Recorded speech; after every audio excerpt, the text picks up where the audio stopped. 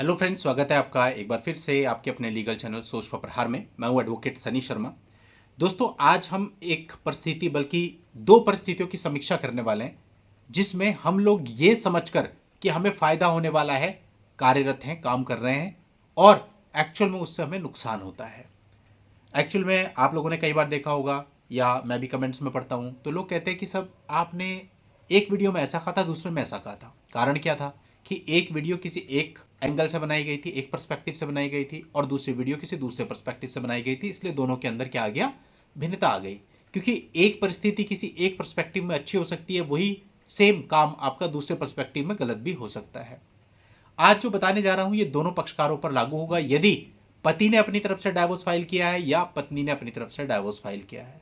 पहले कोई सा भी पकड़ लेते हैं। बहुत रेयर मामले होते हैं जहां पर पत्नी अपनी तरफ से डाइवोर्स फाइल करती है, तो चलो पहले इसी परिस्थिति को पकड़ लेते हैं कि यदि पत्नी ने अपनी तरफ से डाइवोर्स केस फाइल कर दिया है। इस चीज से एक बात सुनिश्चित हो जाती है, पत्नी जल्दी डाइवोर्स चाहती है क्योंकि वो अपनी लाइफ में मूव ऑन करना चाहती है, वरना अधिकतर मामलों में डाइवोर्स पत्नी अपनी तरफ से फाइल ही नहीं करती है। अब चूंकि वो जल्दी डाइवोर्स चाहती है तो उसका मोटिव यही है कि जल्दी डाइवोर्स मिल जाए, और ये भी अधिकतर देखने में आता है कि वो सिर्फ डाइवोर्स का केस फाइल नहीं करती, उसके साथ 498 डीवी और मेंटेनेंस भी आप पर और आपके परिवार वालों पर लगा देती है। अब देखो, जो व्यक्ति जो चाह रहा है अगर उसको वो मिल जाए तो बात ही खत्म हो जाती है। फॉर एग्जाम्पल, लड़की डाइवोर्स चाह रही है इसलिए उसने डाइवोर्स फाइल किया। अगर उसे जल्दी से डाइवोर्स मिल जाएगा और उसके साथ कुछ एलिमनी भी मिल जाएगी, वो उसका बोनस हो जाएगा, तो वो जो चाहती थी वो हो गया। उसके बाद आप फंसे रहो केसेज में, चाहे 498 10 साल चले या 20 साल, उसको फर्क नहीं पड़ता है। कई बार आदमी सोचता है कि चलिए यार, इसने डाइवोर्स फाइल ही कर दिया है तो हो जाने दो डाइवोर्स, मैं भी फ्री हो जाऊंगा। बात सही है, आपको भी डाइवोर्स मिल जाएगा, लेकिन अगर हम इस पर्सपेक्टिव से सोचें कि पत्नी को भी डाइवोर्स मिल जाएगा, वो फ्री होना चाहती थी, वो फ्री हो जाएगी, उसके बाद आपके जितने भी केसेज हैं आप उनमें अगले कई सालों तक फंसे रहोगे और पत्नी को कोई फर्क नहीं पड़ेगा और पलट के देखेगी भी नहीं, लौटेगी नहीं, किसी चीज में कॉपरेट नहीं करेगी। अगर देखो, म्यूचुअल डाइवोर्स होता है, उसका फायदा ये होता है कि अगर आप पैसे देते हैं तो पत्नी सारे के सारे केस वापस लेती है और डाइवोर्स भी हो जाता है। बट अगर पत्नी खुद की तरफ से कंटेस्टेड डाइवोर्स फाइल करती है और उसे डाइवोर्स मिल जाता है और कुछ मामलों में एलिमनी भी मिल जाती है, तो उसे चाहिए क्या? तो ऐसे में आपको कंटेस्ट करना चाहिए यदि आप इस पर्सपेक्टिव से सोच रहे हैं, और कंटेस्ट भी ऐसा करना चाहिए कि इसमें टाइम लगे। क्योंकि जब उसने डाइवोर्स फाइल किया, वो सोच रही है मुझे एकदम से डाइवोर्स मिल जाएगा, लेकिन आप उसे कंटेस्ट कर रहे हैं और उसमें टाइम लगा रहे हैं, यानी कि उसे अगले 1 साल 2 साल 3 साल डाइवोर्स नहीं मिला, तो कहीं ना कहीं वो भी फ्रस्ट्रेट होगी और इस बात पे आएगी कि चलो सब चीज़ों को निपटाते हैं। क्योंकि उसे डाइवोर्स चाहिए था, वो उसे मिला नहीं। उसे डाइवोर्स चाहिए, उसे डाइवोर्स मिल गया, बात ही खत्म हो गई। फिर तो किस बात का सेटलमेंट?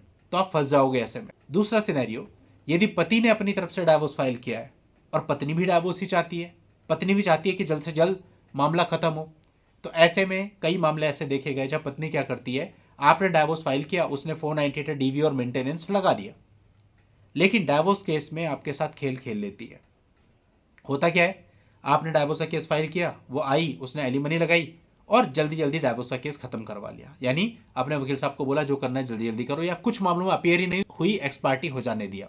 एलिमनी तो बाद में भी लगा सकती है एप्लीकेशन। ऐसे कई मामले आते हैं, नीचे से एक्सपार्टी डाइवोर्स हो गया, एलिमनी उसने नहीं लगाया था, बाद में फिर वो जाकर के एलिमनी के लिए अलग से एप्लीकेशन लगाती है। तो ऐसे में पत्नी ने क्या किया, आपको बोला कि भाई ठीक है आप डाइवोर्स ले लो। आप भी खुश थे कि भाई मेरे को डाइवोर्स मिल जाएगा और मैं बाहर आ जाऊंगा, लेकिन उससे हुआ क्या, पत्नी को भी डाइवोर्स मिल गया।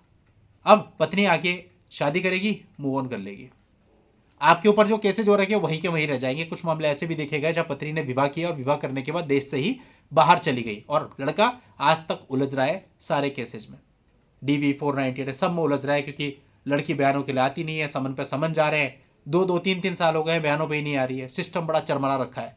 तो ऐसे में आप फंस जाओगे, आप वहीं के वहीं रह जाओगे, सामने वाला आगे बढ़ जाएगा।